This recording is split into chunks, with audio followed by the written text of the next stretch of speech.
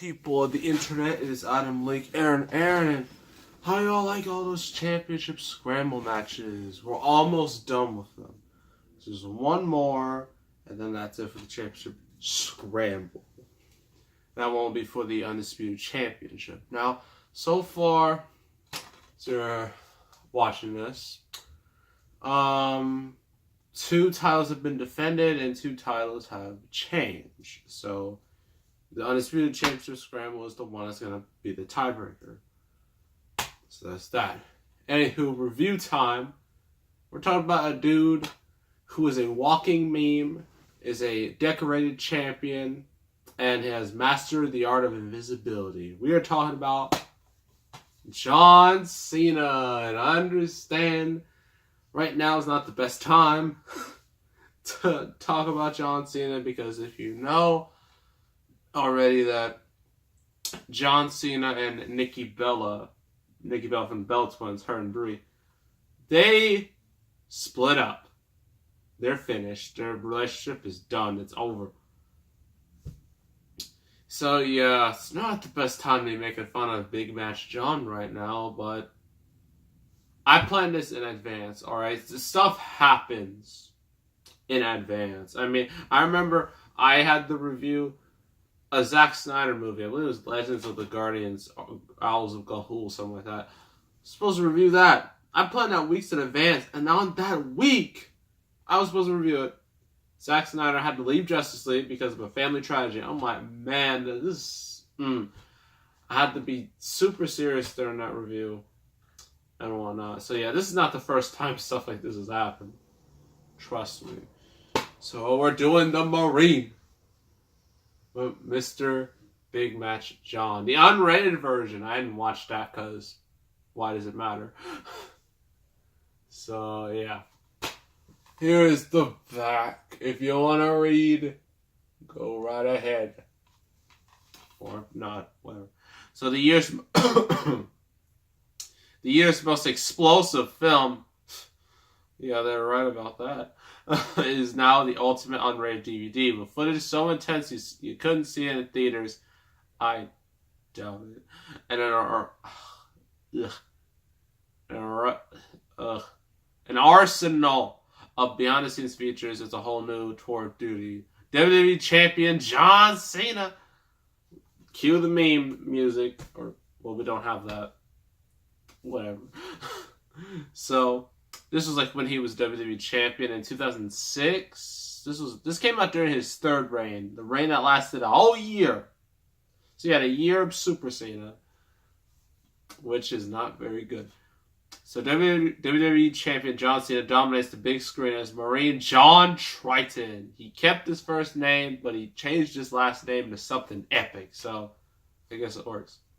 Whenever there's danger, Triton is usually smack dab in the middle of it, and he doesn't play by the rules. After he's unwillingly discharged from Iraq, Triton's beautiful wife, Kate, is kidnapped by the merciless jewel thieves led by a vicious killer, Robert Patrick, a.k.a. the T-1000.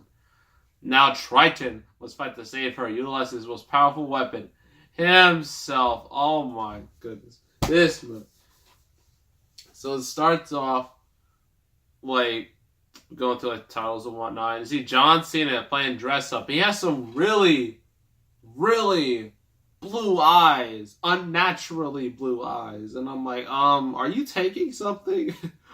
Do you need help? That's what I thought when I saw it. It looks really weird. But in the beginning, you see John Triton. He is a Marine. That's why the movie's called The Marine. There you go. And he's saving some hostages, saving some fellow soldiers. And he just destroys all of them terrorists. Like, he doesn't take a single hit. He just runs through all of them. Just like John Cena. You know, his SUPERCENA era, the infamous era that we all like to forget. I don't know why. That's when I started wrestling, so I started at a pretty bad time. But yeah, he saves lives, but unfortunately, since he disobeyed a direct order, he got discharged. So now he's back home in South Carolina, filmed in Australia, and he has his wife Kate. They have a couple of love scenes with some really ridiculously just I don't even know how to describe the music. If you need to watch this movie, that way you hear the music.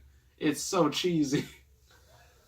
But then we meet Robert Patrick and his group of foes.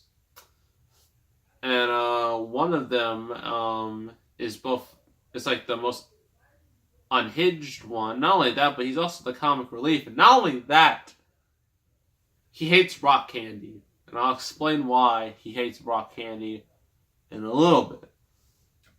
But plot goes, John's trying to get, used to back regular old life. He has a job, but then he lost it because he had used too much force on some dudes who are being rude, being jerks to him. Throws one of them through a window. I mean, jeez, went through the glass. And so he and Kate, John Triton and Kate have to, are just going on a vacation. Then they go by a gas station. Then Cena and Robert Patrick, they look at each other, but then they don't see much of it. Robert Patrick, he's next to a cop. He tries to play it off cool, but then eventually he's just screw it, kill everybody. And then they decide to just kidnap John Triton's wife, Kate, and then they blow up the gas station. And guess what? John Triton takes no damage. A freaking gas station explodes. Huge explosion. He doesn't have a scratch on him. I mean, it gets even more absurd as we go on. So now John Triton is going after, Robert Patrick, to save his wife. And then more action scenes. You have a car chase, and then John Triton survives that somehow. Don't understand why he doesn't have a scratch on him, but it's strange. Then more stuff happens. More stuff. The dude with the rock candy. Let's explain that. So the reason why he doesn't like rock candy, because he says it a lot. He explained he was back in summer camp, where, I believe it was his camp counselor. His name is called Timothy, or Tim, or as he likes to call himself, Johnny Whiplash. And I don't even need to tell you the rest of the story. I'm pretty sure you all know how it ends. But apparently, Johnny Whiplash here offered this dude some rock candy.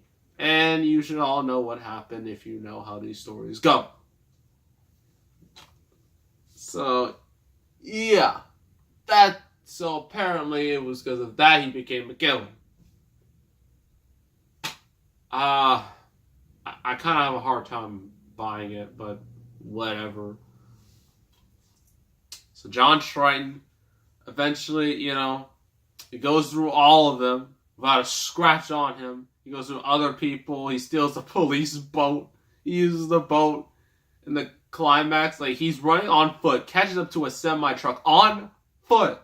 Mind you, he jumps to the back. He throws one of Robert Patrick's associates through a window, killed her in a brutal murder, and then eventually, John and Robert Patrick, they have a fight, and then John just destroys him. Then Kate, she's drowning in the water. He jumps in, an explosion explosion in the back. He saves her, and then, but Robert Patrick, despite the fact that he's all burnt, literally, he tries to kill Triton, but then Triton breaks his neck with a chain, and then that's how the movie ends. And now Triton and Kate are going to the beach. That's how it all ends. This movie, I only wanted to review this movie mainly because to explain all of you, you hear all these jokes about John Cena, how he's SUPERCENA, he always kicks out at 2. You want to know where all that came from? This movie, because this character no sells everything. He sells explosions. He sells car crashes. He sells bullets. He sells everything. He is invincible. He's a one-man killing machine. And it's hilarious now, but like as a movie, how are you supposed to care about this guy when he's not usually a hero? What makes a hero you want to root for them, makes you care about them, is if they're vulnerable.